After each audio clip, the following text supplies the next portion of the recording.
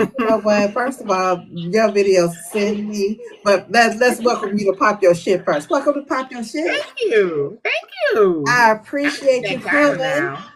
I like that title. You know what? It's about y'all. This ain't about me. I'll pop it a little bit, but this about y'all.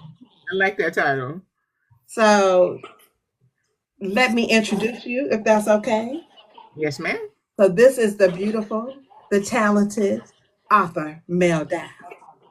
Huh? Y'all better clap it up for this lady in here. Hi. So, ma'am, Yes, ma'am. I just want to know first, before we even get into Megan and all his foolishness, Hmm. how did you come up with your pen name? Because it is, I think I got a little bit of the story.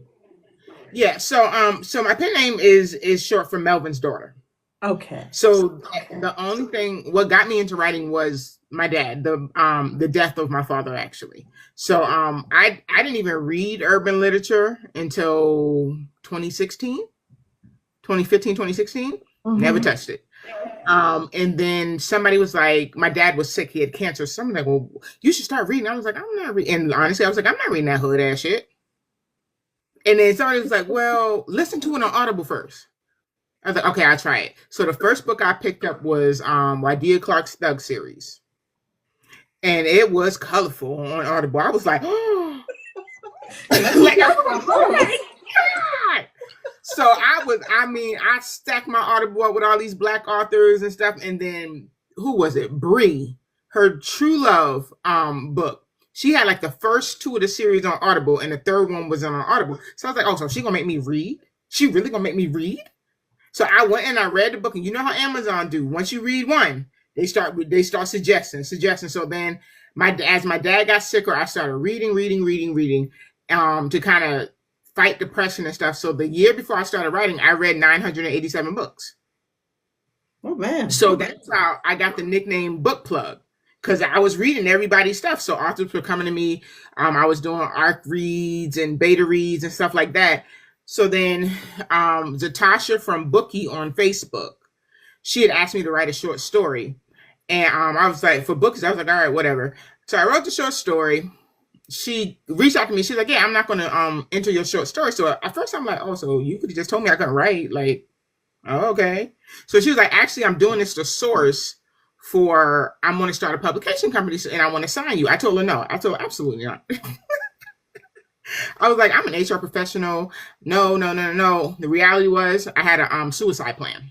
So she asked me, like, let's say on a Tuesday, by Friday, I had planned to be dead. So I had already kind of set everything up, my letters, all this good stuff. So Sager J ends up reaching out to me and she says, just write 5 chapters. Just write 5 chapters and tell me how you feel, like additional chapters onto the short story. So I was like, because she was one of my faves, I was like, okay, I'll do it, whatever. Within, I wrote those 5 chapters, it'd be like 6 hours, and like it changed my life.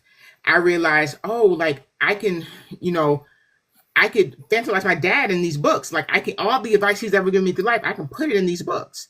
So that's what happened. I signed my contract like March 31st, and Kyrie and Pie was the story I wrote, and that came out April like 12th. And then the first year I wrote I think 15 books, because if I was writing, I wasn't suicidal. And at the time, I wasn't taking my meds. Like everybody knows I'm bipolar. I don't hide that. I wasn't taking my meds at the time, my first year. I was like, you taking your meds? Yes. I wasn't taking the damn thing.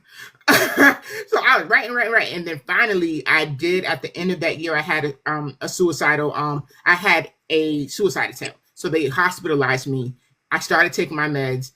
Me and my psychiatrist started talking about my writing, this and the other. And once I got back on track with my meds, my writing slowed down a little bit, but then I got back on track.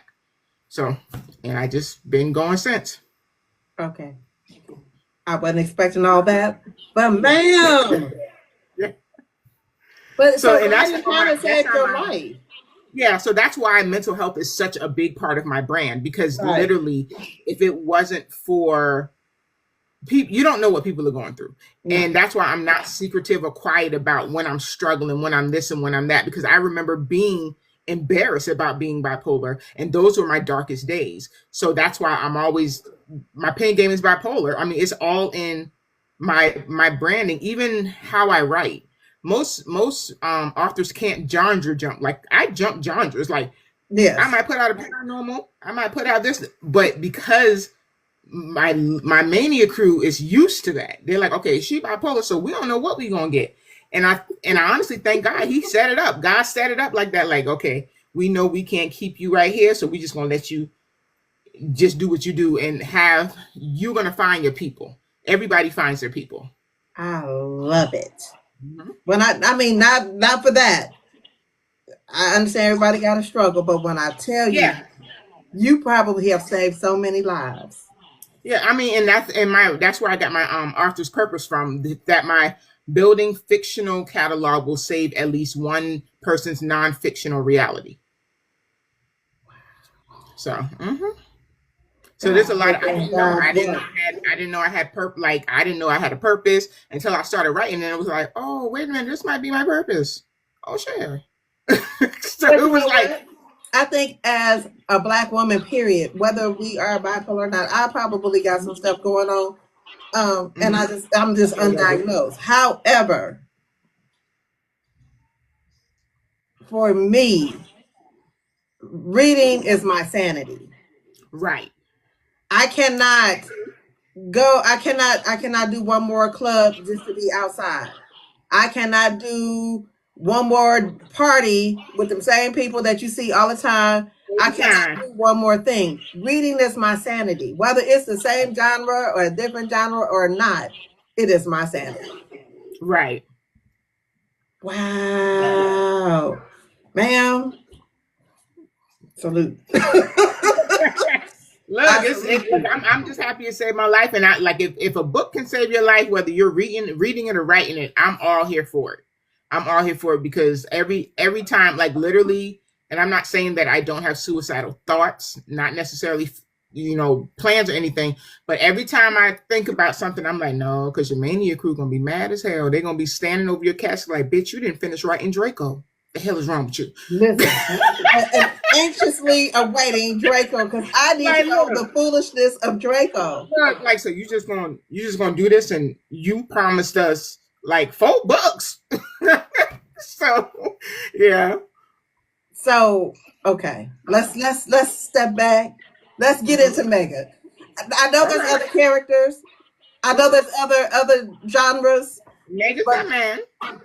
I fell in love with you way before Mega. But when Mega hit the Mm-hmm. scene, baby, the conversations that you and Mega was having on your Yeah, Megan. Ooh, I don't even know. He just started talking one day, and I'm like, bruh, who are you?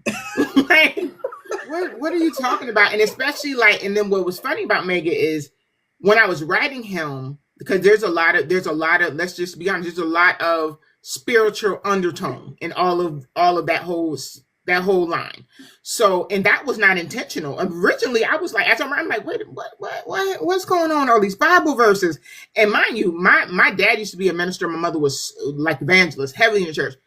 And since my parents died, I'm beefing with God. Like I'm still kind of like, you look, homie, like I pray, but look, I still got an attitude. So I'm gonna pray like, look, I want this. But I know how you go, so you promised me some stuff, so you better get on it. Like that's how I pray, because I'm like still like aggy. So as I'm writing, I'm calling one of my friends because she's a minister, and I'm like, hey, what does this verse mean? And it'll end up in like a Bible study. I'm like, I feel like God is tricking me. Is this what you're doing? So like I just through Mega, I just came and his attitude, and people like, you must be a female Mega. Yeah, because I was going to that's ask you me. who do you identify the most with, Mega? Yeah, yeah, I That's do. why you got that Because damn like personality. literally, he said a lot of the stuff that I think on a daily basis. So it was kind of like whatever. And like even when I was writing him, I was like, what am I going to name him? I'm like literally when I'm writing a book, I'll sit in my office and I look around. When I'm writing a book, I'll sit in my office and I look around. Oh, Transformers. Oh, Megatron, cool. That's how I came up with his name. And then I just put a little twist on it, like Megatron, you know, whatever. But his daddy name was Tron. Is he one of your most popular characters? Yes. He would. Yeah. Yes. He's my. I think that, you know, we all have that one character that sets out. I think he was that character for me. Yeah. Mm-hmm. I could He see was it. that. I'd say he was that unhinged character, because I want to say War was probably the first one that was like, "What you got going on taking people engine?" And then that was my kind of introduction to the unhinged. And then you got Jasper, which is my introduction to the soft. And then when Mega came, it was like, oh Lord, she done went crazy. And then even with his connection to the Christensen Enterprise, because I remember arguing about that. No, you can't work there. I said I was done with them. Like, but now it's in. When I tell you I'm writing Draco's story, I'm like, there's so much of them in this book, and I'm not happy with it. But I got to let the characters go where the characters go. So your characters talk to you just like every other author. They do. And if I was to show y'all my camera feed in my house, I'll be like, oh, that she might need to talk about a little more than bipolar, because something ain't right now. But you have, but the thing is, I'm telling you their story. They say it right, my stuff. Yeah. Right now. Yeah. And then I'll be like, sometimes I'll be driving, I'll be like, oh, that's what happened? Oh, okay, that makes sense. And like my daughter be next to me, and she'd be like, she'll have an earpod on. I'm like, oh, that's what happened? Oh, that makes sense. And she'd be like, and then she'd be like, they talking to you again? I'd be like, yeah. She'd be like, oh, okay. What? Okay. How did you come up with Ruth for Mega? Because Mega is a lot. He out there. Because I needed somebody to balance him out enough to help him with his so it was one of those things where I needed to show you two polar opposites of how you can have a relationship with God. Mm-hmm. So Ruth was your straight, narrow relationship with God, whereas Mega was that person where like, wait, you kill people, but you church. Look, I truly believe that, you know, sinners out here, I know some people. I'm in my sinners transitional program. I always say that. Me too. So look, we all are. I don't know nobody who's graduated. I'm gonna be honest. I'm not saying it went on to the pastors might be like in the mastery level. Yes. You know, but yeah, I think I wanted to show just the polar opposite of how you have relationship, even with her father. How important it is to have a relationship versus religion. Preach a word. That's truly what it was. Preach a word. Where my fan? That's what it was. I don't even can't find my fan. You better preach a word. So yeah, that because I'm big on relationship versus religion, and I was trying to once I got into it, it was like, you know what? I want you to see in all of this craziness how relationship trumps religion. Right. Mm-hmm. Right. Because if you don't know God, all you're doing is just going to church. Right. Exactly. That's all you're doing. Is just doing something routine. You have to communicate with him. You have to talk to him. You have to pray with him so that he knows. Yeah. He knows what your heart desires, but he wants you to lean on him, not on you and the routine of it. Right. So yeah, that's kind of what Mega was. That was the underhinge of, and what's meant for you is meant for you. You know what I'm saying? Like the whole thing of, you know, at the end he said something like she wasn't looking for a Boaz. She had Megatron all along. I'm who she was supposed to be with. We get caught up. I mean, we get caught up with the man folk. Like he don't look how we think he's supposed to look, or he don't, you know. So Ruth didn't think that was her, you know, whatever. But she was the woman, meek and mild, who can temper this man that is like unhinged. Can I tell you that when I slid down the wall is when they was at the church and he was greeting me? Look now. That man stood up and said, I give an honor to God who is the head of my life and my household. I said, it's about to be some stuff in here. You need a breath. Look, he said, I've sprayed a spirit of fresh breath. Look, you got to be direct with what you want from God. You can't be like, I want a man. No, you need to list it out. You need to be chocolate, Hershey Kisses, chocolate. We need about 8 inches. God, I'm asking you for everything. Baby, the way I slid down a wall when I read it, Look, I look said, now. "Oh, she getting a tambourine today."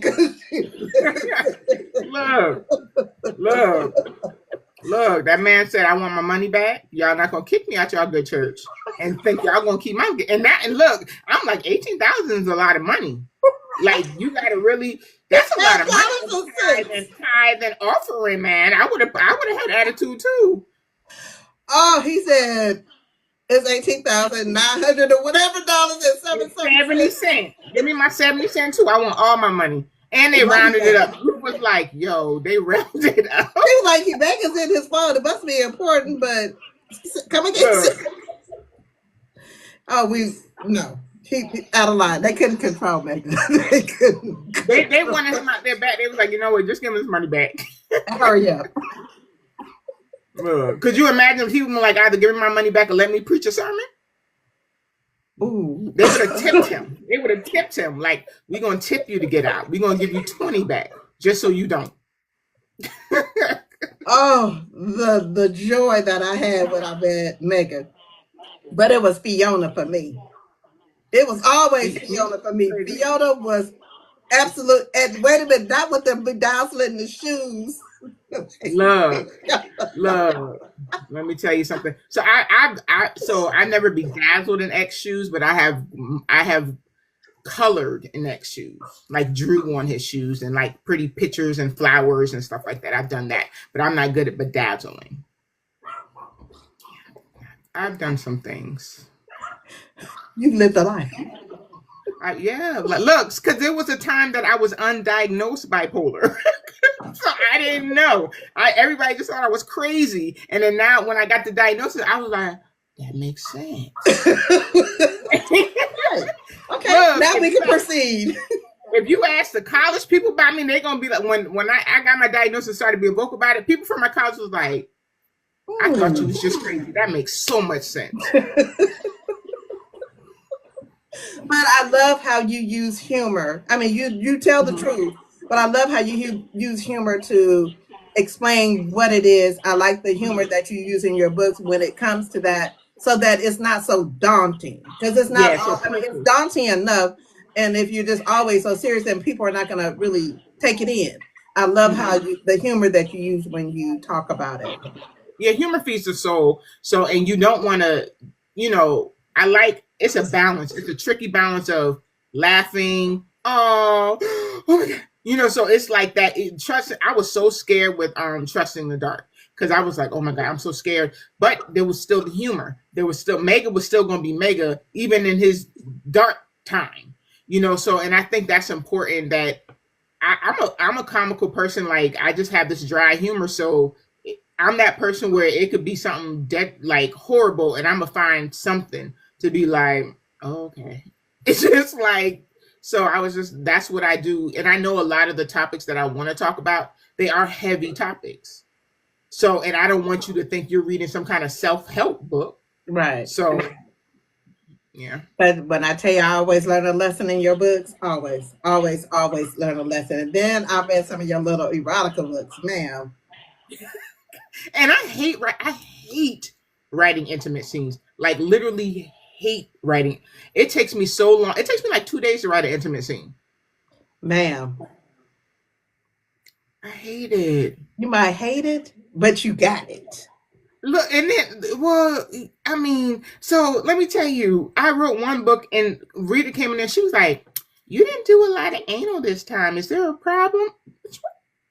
I was like, so now, if you notice, now I'm like, yeah, let me make sure this in here. I was like, well, everybody don't like that, so I don't want to, And she was like, no, it's fine, ma'am.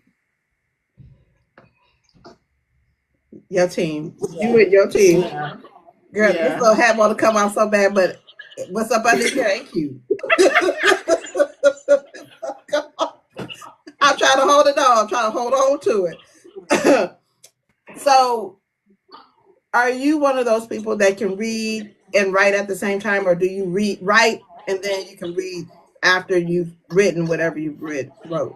So ironically, I can read and write. So like a lot, I've gotten into the habit of honestly, well, it depends. Because if it's a brand new book, no. Because I listen to books now because I don't have the time to physically read. But if it's like something brand new, I gotta wait because if I'm right, because not because I'll mix the stories up, but I'll get caught up in what I'm listening to. So Right, like right. Jaquel, Delgado. I'm saying I tried. I was like, I sat here for like 10 minutes and realized, oh, I ain't even writing. I was just sitting there like, what? And I talk when I read. So I was like, but I can, but I prefer not to be honest with you, because it's just if I get caught up in a book, I putting down projects because I'm so caught up in a book. So I'm just telling you, you know that Kellogg, she's on with Storm right now. I was look, like, when I ma'am. tell you, I'm like everything about, and I guess I can't stress this enough. Not only is the series bad, but the marketing behind it, the thought process behind how she's dropping those books. In my mind, I'm like, yo, I just want to understand what made her come up with that genius. Cause I'm looking at it from one a creativity standpoint and a business standpoint. Cause we're as an author, we're businesswomen. So I'm like, I know she if she wanna stop writing right now for the rest of the year, she good. Well, I interviewed her last week, and she said that she wants to take the summer off. So she wants She the books good. that's going to release in the summer to be already written. By the time And she that takes takes the a lot summer of off, she'll be dedication. ready to go. That takes a lot of dedication. Like I'm a full time author now, but I still treat it. You have to treat it like it's like okay, 9 to 5. So you have to treat it like what it is, and that takes the authors that pop them books out. Her, Kimberly Brown. There's a lot of other ones that just they popping, popping, popping. Be love. Look, you got to learn how to get it how you live and But pop. you, And I do. I could so I do, but I could do better. I know that I could do better. Like I get scatterbrained, especially when I'm in a mania. It's hard to keep me focused. So I have to like this year. I say, you know what?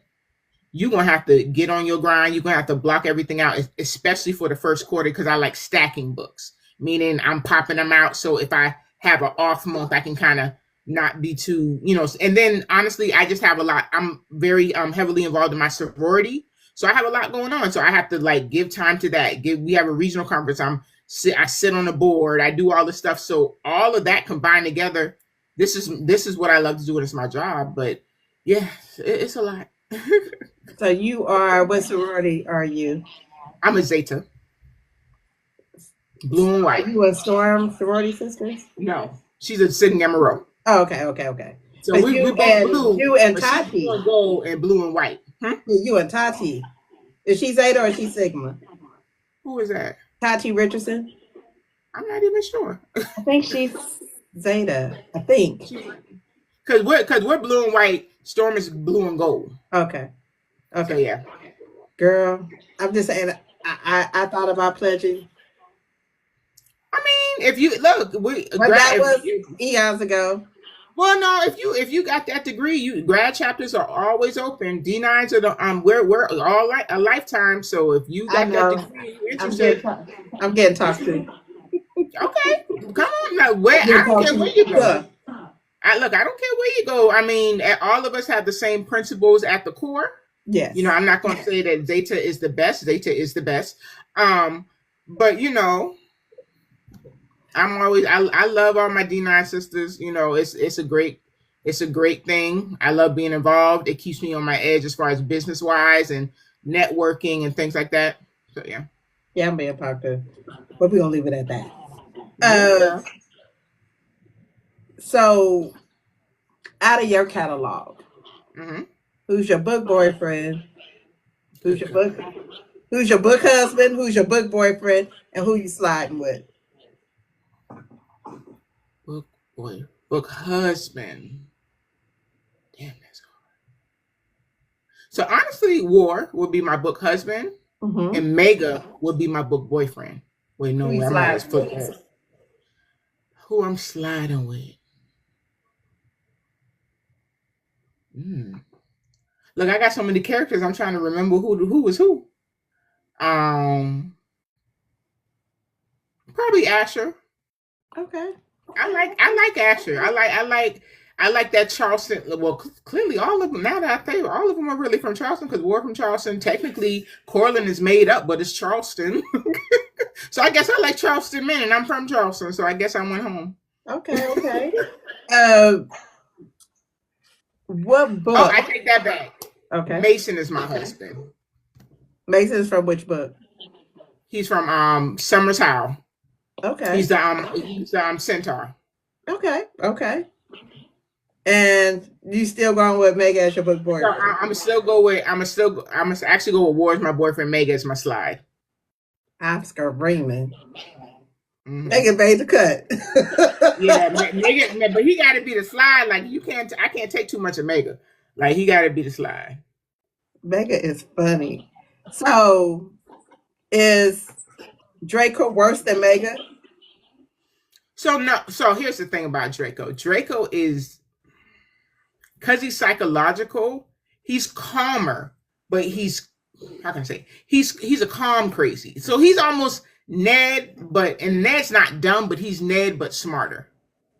Does that make sense? Mm-hmm. Like he's just more intellectual than Ned, but he's the person like when you get to this book, when he decides he wants this young lady, all bets are off. Now I'm going to talk to your daddy. Your daddy got a problem with me? All right, let's go sit down and have. But it's not on some like, look, it's on some like, I'm a grown man, you a grown man. Let's talk about this because at the end of the day, what we gonna do? But okay, so he's one of the and who once you realize who the daddy is he's talking to, y'all gonna be like, I don't know how that's gonna play out, but he's gonna show you, and he's he a little fool, but not on some like. He's had some trauma in his life that has made him very overprotective. So you'll see. I need Megan's mama to find some love. I need y'all to find her a good old. Well, she was dating the she got with the chef guy. Yeah, but I need that story. I need that story. I don't know if I'm gonna give y'all a story, but I can give y'all some updates because, like, as I'm writing Draco, I don't know how they're talking to me. Y'all getting some good ass updates in this book. Like I'm talking not just from Megan them. I'm talking Yeti, War, Gally, Kylie done popped in. Y'all getting some Galleon. Oh, y'all getting some updates. I'm like Calypso. Yeah, y'all getting some updates that I didn't even see. Like they just sliding in, giving a little piece, sliding out. So I'm able to like, oh well, KJ's son is a script spelling bee champion. Look now. And last time y'all saw KJ's son, he was like 3. He was like 4. Wow. So yeah. So this story is very intricate and the people that just kind of pop in and pop out, but because of the main female character, she has a big family, big network. So I can't wait. I'm getting ready to jump into, is it Fanatic? Book 1 and book 2? Yeah. I'm getting ready to jump into that one. Naughty fan and so special, yeah. Yes. I'm getting ready to jump into that one. I was trying to get it done before, but I'm one person. But you'll see why I said Asher when you read that. Yeah, I can't wait. Because I have to read you. You know how you have authors that you have to read? You're one of those I have to read. I definitely do. Like I just be like, look, I be like Siobhan Latrice is about to come out with that next Crenshaw King. I'm like, God, I gotta finish this book. And she don't give you a date. She just be like, come. You just drop it. So I'm like, okay, I got to get this book done because I know when it come out, I'm gonna be like, well, I'm gonna just read it real quick before. Her books are lengthy. They not fast books. They not know. Yeah, you got to take your time with them. And then I have all of her audibles. So in my head, I'm like, now that I know that one's coming, I'm like, oh, I gotta listen to all the audibles. I can't wait to see her at Before Bees. What is it? Books and. Look, I know you'll be there. I will be. She's cool as hell. I'm not going to be in. I'm not going to be in Tulsa. Unfortunately, I have some medical things that's going on. But I'm gonna be at the Book Symbol and I'm gonna be at the Gym Awards. I am going to be at Jessica Watkins, but as a reader. I Okay. want. I made a decision that a couple book events I'm just going to go as a reader because I love my manicure. I love my reads, but sometimes I just want to be a reader. When I came to the Boozy Book Tour in Charlotte, I was just a reader. I just want to be a reader. I want to spend some money because it's hard being at your table and trying to be like, but I want to be over there. So, but you want to make your money at the same time. So you like, how I'm gonna do this? So I'm like, look now, I'm just I gonna heard go. some readers were so excited to see you. Some tears was falling. So yeah, well, I mean, and you know what? Sometimes that's I'm an introvert and I have social anxiety. So but you would probably if you meet me, you would never realize that. But like when that happens to me, I'm like, what? Particularly at Atlanta, I can't Atlanta kickback. This girl came and she was crying. I said, "Look, I'm thinking it's a medical. Baby, what's wrong? Do you need something?" I'm like, "What's wrong?" And she's like, "I can't believe I'm meeting you." I'm like, "Me?" I'm like, "Girl, what? I'm just me." So Yeah. it's kind of you don't feel like, but then again, I'm like that with some authors. Like, oh my God, Casey Mills. Every time she see me, hey Mel, she knows me. Like I be crying when I got signed to B, and she told me, you know, I asked her to be signed her. She accepted me into B Love publication. I called my friend. I was. She was like, "Girl, are you okay?" You see, y'all don't understand. No, do you know I sit here and I fangirl so much. I Girl. fangirl. I mean, y'all may not see it right now, but I'm so fangirling right now. And to me, I'm just like, you know, I'm chilling. You know, But you like might be chilling, but do you know who you are, ma'am? so ironically, when and I think I still do. I tend to suffer from imposter syndrome because I hear so many authors be like, I wanted to write since I was 6. I wanted to do this. I want to do that. And then when you ask me, well, how did you get into writing? In my head, it fell into my lap.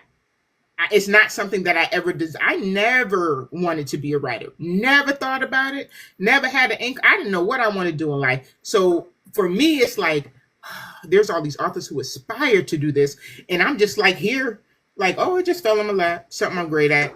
And so I have this thing where I'm like, do I really belong here?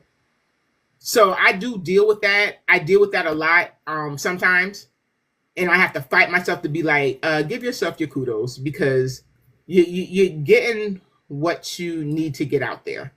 You know, you're making relationships. I have my mania crew is amazing. I love my mania crew. And then honestly, being an author allows me to be a blessing for people, even if it's in the realm of books.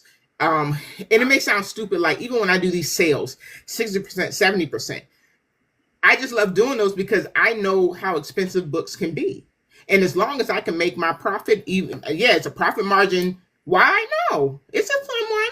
But God has blessed me to be able to know when I can do that, when I can't do that. I'm not gonna do that every time, but Right. okay.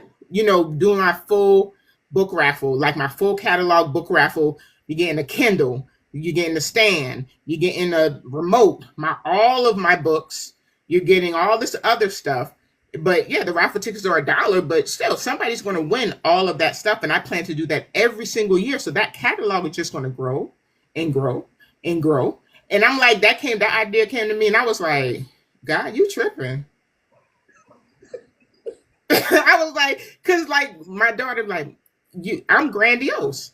I am grandiose. So I'm like, why can't I just give a basket all my books? I need stuff with the books. I mean, I want them to get my pages too. So let me go ahead and give them a Kindle so they can click me and get them pages. So that, you know, when you read this Kindle, think of me, click me. So, you know, it's just like, but God made me who I am. Like I remember my dad telling me when I was younger, look, girl, you better figure out what you can do to make a lot of money because you like nice stuff. And I was like, well, all right, Dad. Me too. All right, Daddy. All right. He used to be like, when you gonna get married? Because my dad is Black Italian, so he was on some like, I take care of you until you meet your husband. So by the time I got my dad died when I went to might have been 36. So when I was like 32, He was like, I don't mean no harm, but I'm gonna go ahead and give you this money right here and go ahead and pay off some of your student loans. I said, where does money come from? So that was the money that I was gonna use to pay for your wedding, but I don't see it happening. Really, nigga? And I did what he told me to do. I paid it off. I was like, whatever. And then like when he was dying, deathbed, I'm talking like niggas on his deathbed. You're not gonna be able to walk me down the aisle. Blah, blah, blah. Thais, you don't even have a man. You put in the cart before the horse. Well, actually, you don't even have a horse. Eyes closed. I stopped crying. He said, yeah, because I stopped crying. I was like, Daddy. He said, yeah, you was hurting my head with all that damn crying. I'm going to go. I'm going to leave. And that, he told me that like maybe a week and a half before he died. I'm not mad for that. How you got cancer and mean? Like how you got cancer and mean? You don't even have a horse. He said you put in the cart before the horse. Actually, you don't even have a horse. Sir, what? Like that's how my dad was. Like my dad is mega. Like, sir, like, ma'am, you talking about stuff that you don't even need to be thinking about. Because like my dad said that crazy thing, but in the same breath, he was the one that told me when I said, I'm praying that God heal you. I'm praying that God heal you. And he said, you praying the wrong prayer. I was like, what you mean? He said, because he didn't say if, he said, when I die, you're going to be mad at God because you're going to think he didn't heal me. But I am healed. I'm just not here. He said, you need to pray for God's will. So you see what I'm saying? So like, this is the man to tell me I'm praying the wrong prayer. But when he dropped me off of college, told me coochie ain't for sale, but the shit ain't free either. If I find out you're a hoe, I'm going to kick your ass. If I find out you're a broke hoe, I'm going to kill you. That's what he said to me. Like, we're outside of my dorm room. I'm a freshman at Johnson C. Smith, excited. Thais, let me tell you something. Coochie ain't for sale, but that shit ain't free either. Let me tell you, if I find out you a hoe, I'm gonna come up here and I'm gonna knock you out. But if I find out you a broke hoe, I'm gonna kill you.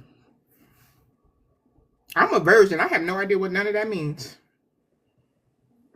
But guess what? As I grew up, I said, I get it. That's the wisdom. I get it.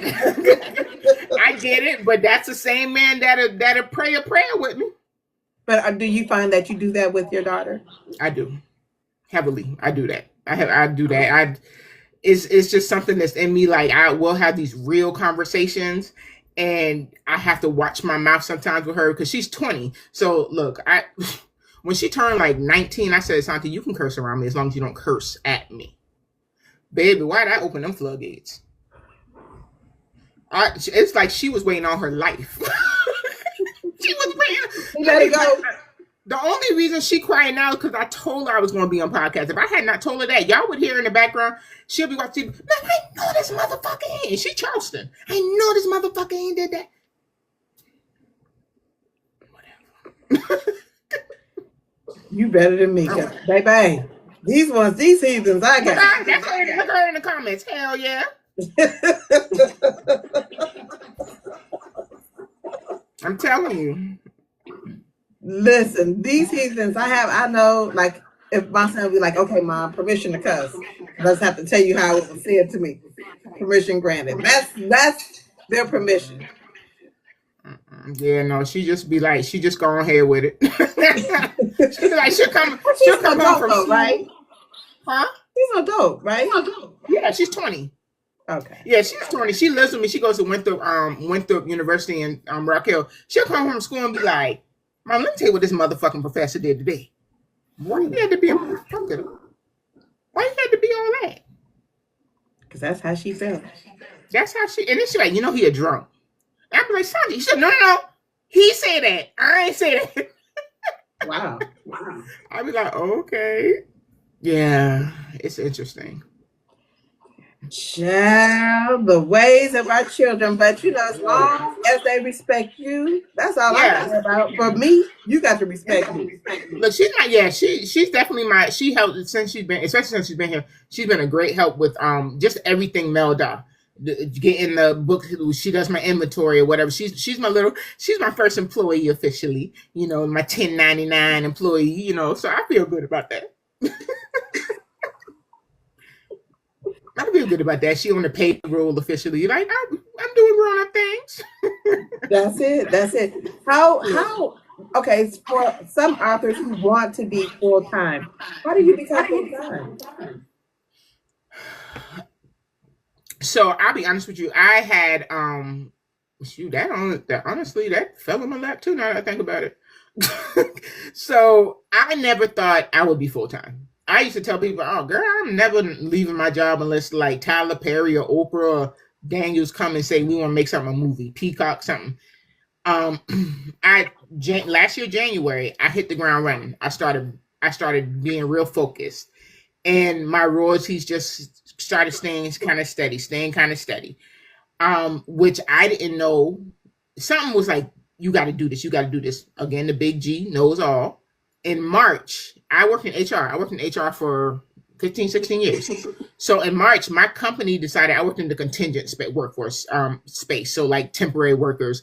And I worked for a pharmaceutical company. So I was over their entire, we had a project, an annual verification project, which is like when you change your insurance, the pharmaceutical companies has a list, and our people call you to make Mhm. sure you can still take that meds based on your insurance. So Okay. I was over that entire program, over the hiring of that program with the vendors and stuff. So we would hire within a time span of maybe 6 weeks. We'd hire anywhere from 3,000 to 8,000 people across the country. Hmm. So a lot of shifting. In March, they decided they were going to get rid of my department and just use the external vendors. So basically, we don't want to pay y'all. We just want to use these other people. So they gave me an amazing severance, and I was like, God, what am I supposed to do? What am I supposed to do? Now I was making more. I had started making more money writing than the company. So I was trying to find, I was, okay, maybe I'll just get another job, da, da, da. And the people just be like, baby, this is a sign. Just keep writing, just keep writing. So I prayed about it. God, what you doing? Because I don't like this plan. Like, we ain't talk about this. And I went ahead and I took some money from my 401k and I set myself up financially.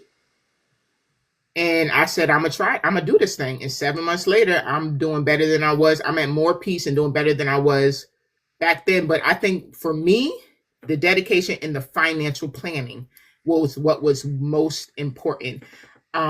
And I thank God that I had that. So I had savings for my four. And most people they roll it. I pulled some of my 401k. I said, you know what? I'm gonna be honest. I'm gonna pay my rent for a year. I'm gonna pay my car note for this long. So if I have a bad month, I can I can be okay and not be stressed. And Right. it just worked. It worked out for me. I truly started investing in me. And once you truly start investing in you, your drive is your pressure is a little different. So it was like, okay, now I ain't got no reason not to write these books.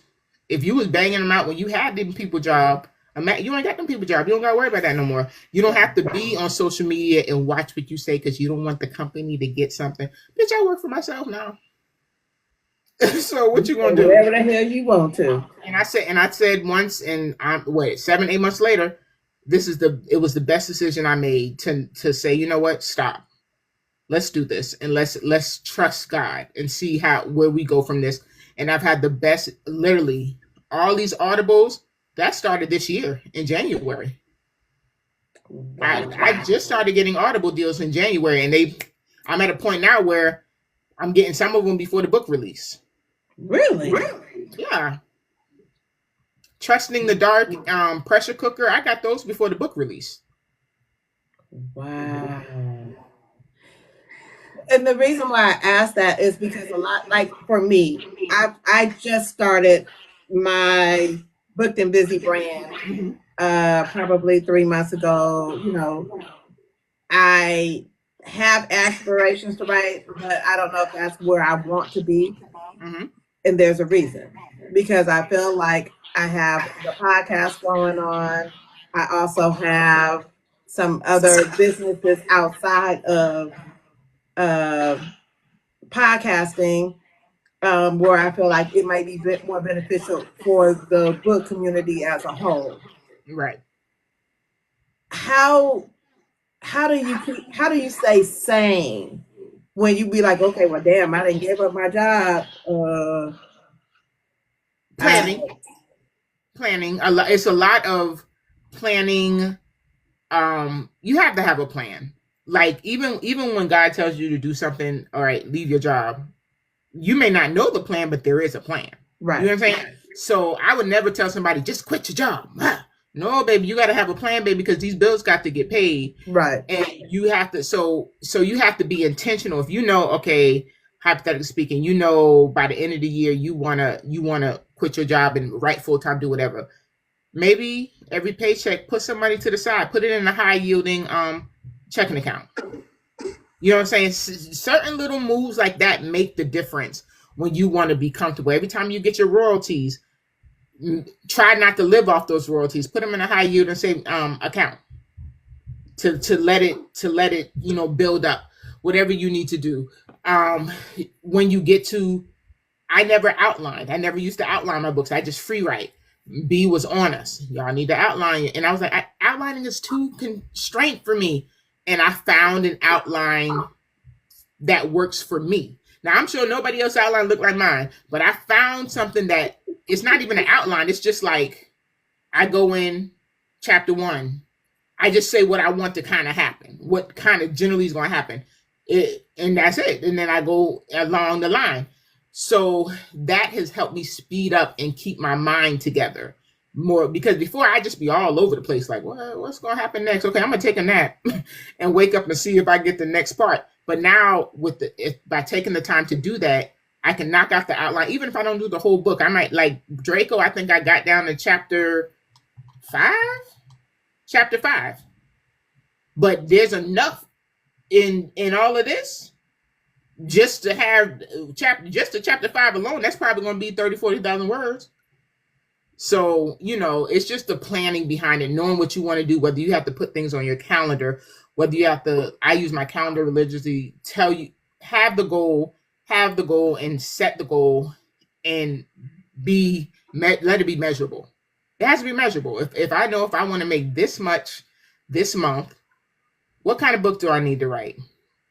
What do my readers want to see? Right. Maybe what's trending. See, I write based on what I feel. There are some authors that write based on trends. If you're that author, that's fine, but you got to keep up with the trends. Like, quite frankly, Unhinged Men is a trend right now. Right. Mega just hit at the right time. Right. I don't think that he would have been as popular had he hit last year. Quite frankly. He would have been popular. Right. He would have been hit, because war kind of got a late start. People are just now kind of getting on war too.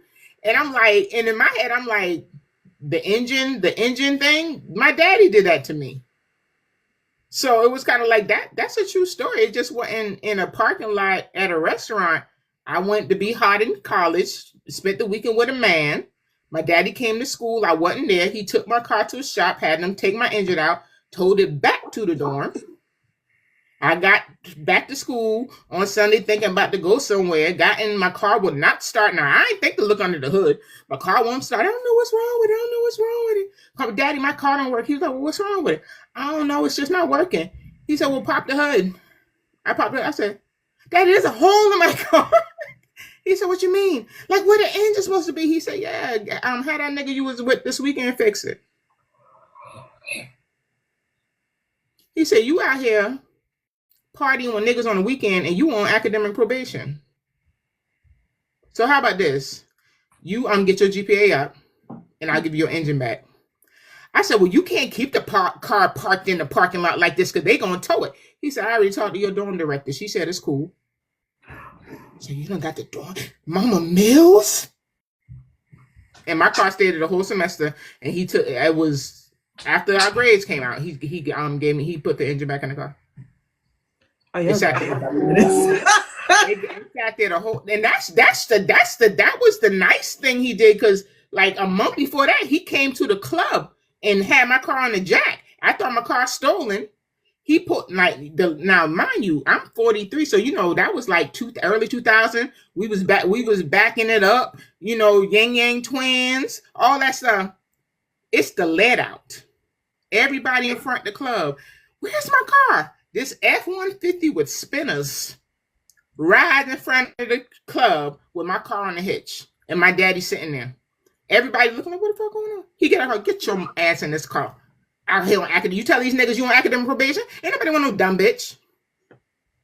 Get in the car. Make sure you got and then I had like 6 friends with me. Get in the car. I said, but I have friends. They roll with me. You get in the car. I don't know their mama. I know her mama.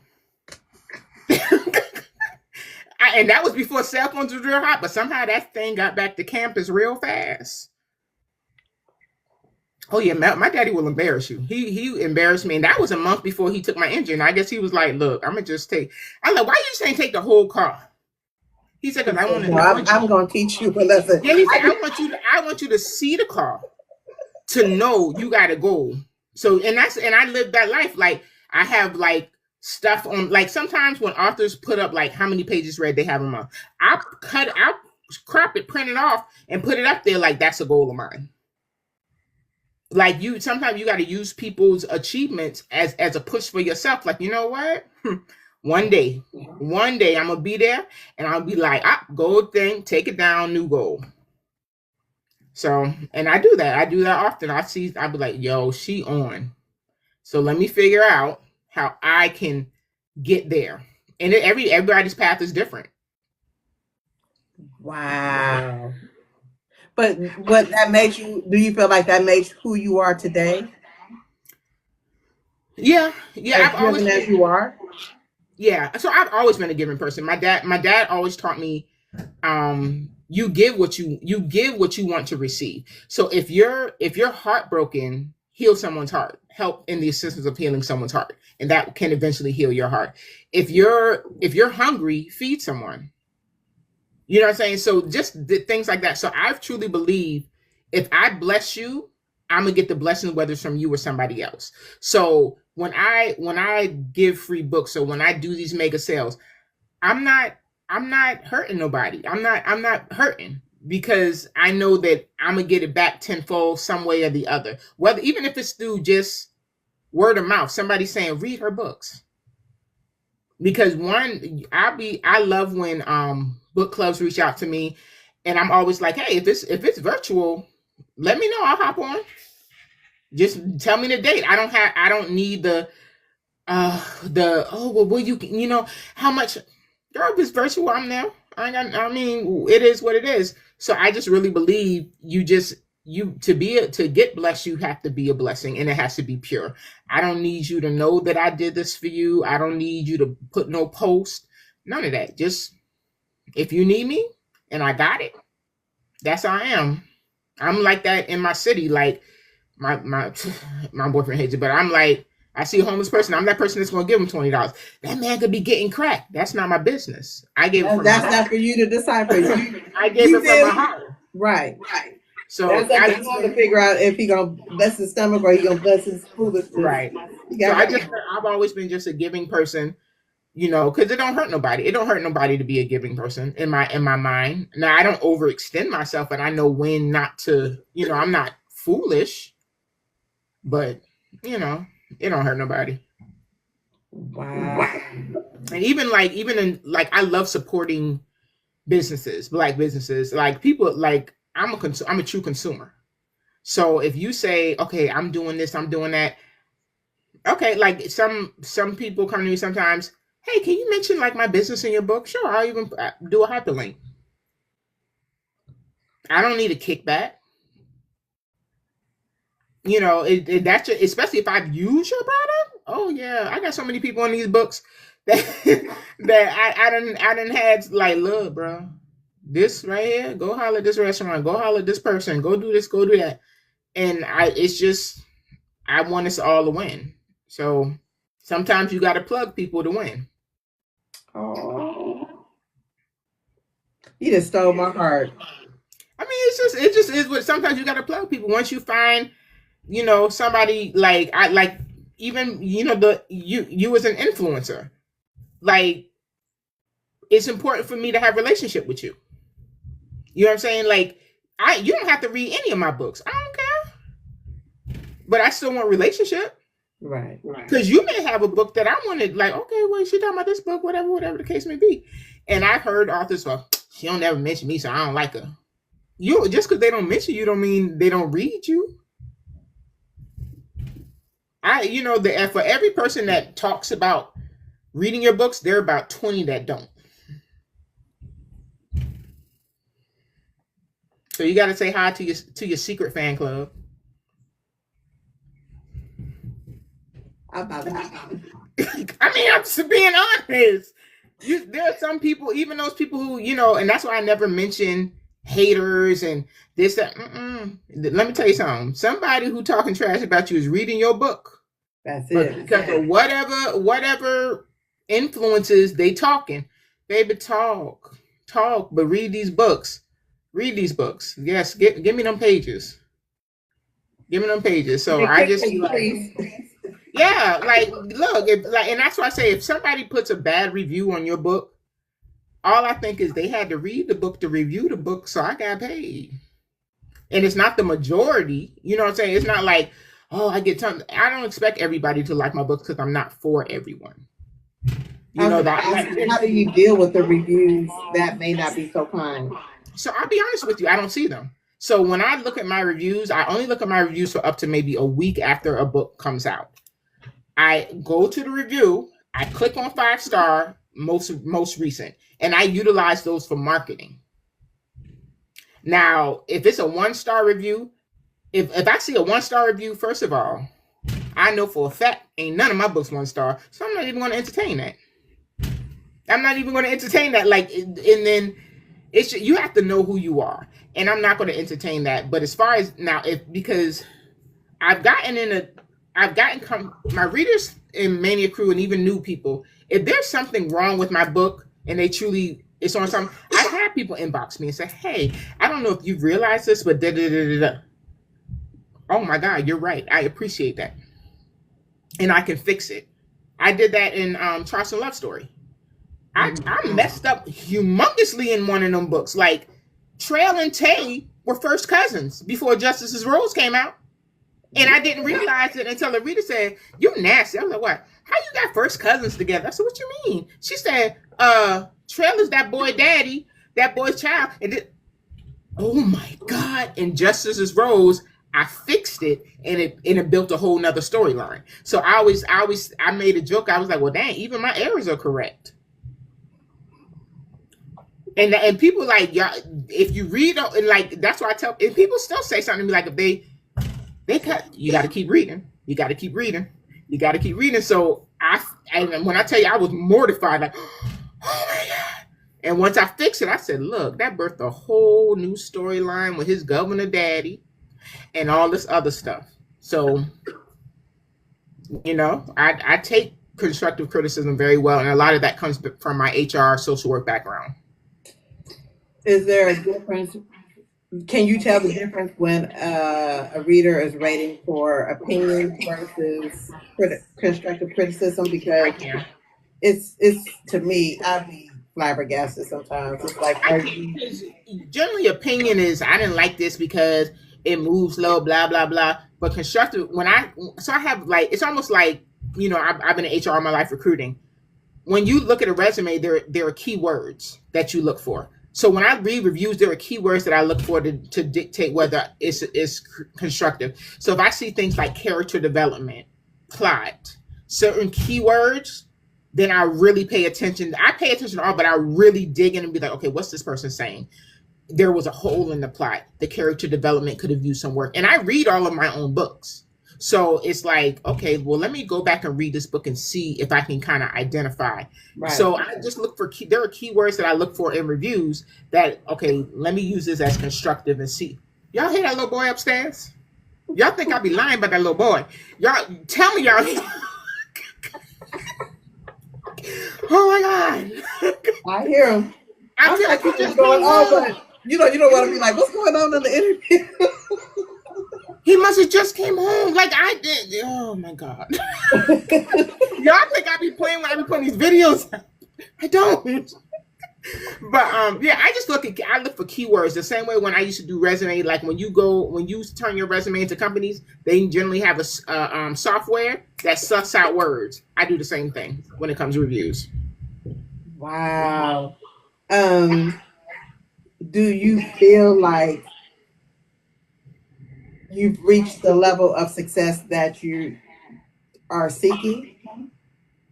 I mean, I know people always got some work to do, but do you feel like I can say I'm successful in I can definitely say I'm a successful author. I have not reached so I think that I'm in the center of God's purpose for my life. So in that effort, I'm a success. Do I feel like there's more success to have? Definitely. So I guess when you look at it like that, I feel like now I am in the center of where He needs me to be right now. Okay. But I think that there's so much more for me. However, there are certain things that I know I need to do to get there. I need to be a little more disciplined in my writing. I need to work out on, I'm doing different things. I took a creative writing class at a community college. I have a lot of resource books. Little white man, in one of the classes, he was saying, you need to learn. He was talking about you need to learn about human behavior and body language. Because it can help with your writing, so you're describing things versus saying this person cried or whatever. You can describe things in social cues and this. So he said, like he suggested this book right here. So this book right is thick book. This book right here, people watching. Now this is just it talks about all kind of different things. Like for instance, like are you right thumbed or left thumbed? So apparently, when we clasp our finger, the same thumb goes on the top every time. That's your dominant thumb. Every time. And I was sitting here just thinking about that's your dominant thumb, but we never think about it. When you greet someone, your brow always arches, even if it's for a second. So when you're greeting, like, hey, there's a reaction in your face. I'm like, bro, I never realized that. So even reading this book, as simple as it is, and I'm like, oh wow. It's helping me kind of, okay, with characters, and I was like, look, some of white people be on the stuff now. They be on it. So, just simple things in bettering my craft, honing into the mentorship that B has, being more disciplined, things of that nature, stuff like that. That's what I know I need to improve on to get where I truly want to get to. Okay. Where do you see the Mel Dau brand in 5 years?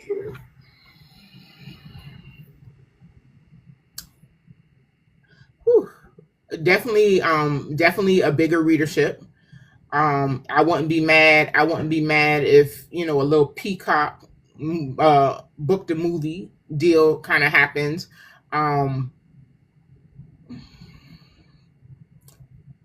Maybe some more awareness, mental health awareness, as far as things of that nature. And just loving what I do and writing more, getting more in depth, writing better books. More in-depth books, to see the rise and the wonderfulness of like an Ashley internet, like that amazingness. You know what I'm saying? Something like that where you can write one book and be set for the year, and your readers just anticipate that one. Now I don't think I'd ever do that because I don't know what I would do with the rest of the year. I told myself I wasn't going to write until the new year. I lost my mind second day. I was like, what am I supposed to do? And I started writing. I was like, I don't know what to do. So I could read, but I mean, I read all the time. So it's kind of like, okay. But yeah, just maybe so because Mel Dau Publications is a LLC. And people are, well, you don't want to publish anybody? Absolutely not. So that is never a desire of mine. It's just that's not my ministry. That's not what I'm here for. Some people are here to publish other people. Some people are just here. I'm just here to write. I just need that LLC because when I re-release books that are like my rights come back, I release them under my LLC. So it's tax smart. Right, just being honest, it's beneficial as an author for any author to have an LLC. It's tax smart. Like, it's just tax smart. You know what I'm saying? So I just want to be in more people's Kindles more people's shelves, more people's ears, whether Mm-hmm. it's from books, or whether you hear me talk about my mental health, whether you hear me just laughing and joking on social media, whatever the case may be. You said that you were going to take a month, I mean, some time off from writing, and you ended up writing. Are you Yeah, a workaholic? I can be. I can be. Because look, I was lost. Like, I was like, I'm not going to write till the new year. I woke up, I was like, oh, I don't have to write. By noon, I was like, what the hell am I supposed to do? So I said, okay, I'm going to just get on the computer and kind of look at stuff. Next thing I know, an outline is up. I'm like, oh, I failed. And then I was like, well, I mean, might as well get a jump start. And, I don't know. I probably am a workaholic and never really realize it. Once I get focused on something, I just get focused on it. So once I'm in a book and Draco was loud, he was like, so you're just gonna not write? Do you think that's smart? I don't like what are your plans while you're not writing? I mean, we could take an hour a day and just do something. You still need to apply pressure on everything that you do. Sir, if you don't get the hell out of my ear,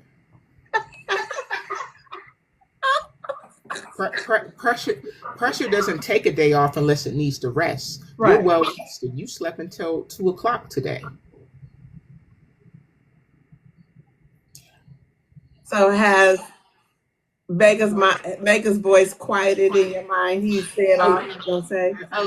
so let me tell you. I'm just going to tell you this. In chapter 2, the chapter starts off with Mega in a session with him. Megan Ruth in a couple session. I really got to start the chapter off with Mega. Oh, that's Draco. Oh yeah, Draco's book chapter 2 starts with Mega and Ruth in a couple session. I did not realize that was the therapist. Oh yeah, Draco's the therapist. I was today years old when I found out. Draco with Carlton. Draco is the therapist from what's the name of the books? Trust in the Dark. So yeah. So chapter 2 starts off with him, him and Megan and Ruth in a couple session with him, and I guess Megan was like, "The people need an update." Megan, I'm not putting you. I mean, I'll allow you. I know HIPAA's a thing, but I'll allow you in the session. I need Megan to settle down. I mean, it's a good y'all. It's a nice update. The baby's at 18 months, so Wow. it's a nice little update. Y'all gonna get he's in him. They're in and out of this book, like because him and Draco have formed a little brotherhood. He's Right. in the Christian, and Mega's retired, forced retirement. So so you'll see him in and out, but he's not as heavy in this book. The Washington Christensen Smiths are more heavier in this book than that side. Wow. I think for my book husband, I was thinking it was Ned. What's his name? Ned? Okay, Nedrick. Nedrick. I think that was my book husband. I like them. He's I so do. quiet. He But is. crazy. So he reminded me of my brother. So my brother, my oldest brother Clinton, he is quiet, but baby, he just quiet. Like he crazy. And he was military. He was in the military for like 25 years. And he would go on these little missions. Like, usually when you people in the military, they overseas, you can talk to them. You can call them. He would go somewhere for like 4 months. We don't hear nothing from him. And he just be back. Like, boy, did you kill Osama bin Laden? You can tell me. Like, and I'm like, sir, your MOS is computer intelligence. Why are you a sharpshooter? Stuff like that. So he's real silent. I had an ex-boyfriend who was abusive and whatever, and we was at my mama's funeral, matter of fact. And my brother said something he didn't like, so my ex-boyfriend at my mama's funeral. Yeah, my brother standing there. I mean, ex-boyfriend he's winded. He's talking. My brother was like, "Are you done?" He said, "I've literally thought about 40 ways that I could kill you right now, and you wouldn't even know you were dead." And he was just so calm. Whatever, nigga, you ain't gonna do. I'm not gonna do what? You at church, boy. You ain't supposed to have a gun in the church. He said, "Yes, I am." He was like, but you like he's a war veteran, so it's kind of one of them things. Like, look, bro, you can't be. And he got a lot of my daddy in him too. But my dad was a quiet man. My dad didn't do all that rah stuff. He was just he'll sit on the porch rocking his chair. He might do a little sweetgrass basket. He gonna have before he stopped drinking. He gonna have that E and J and that Black and Mild. He cooling.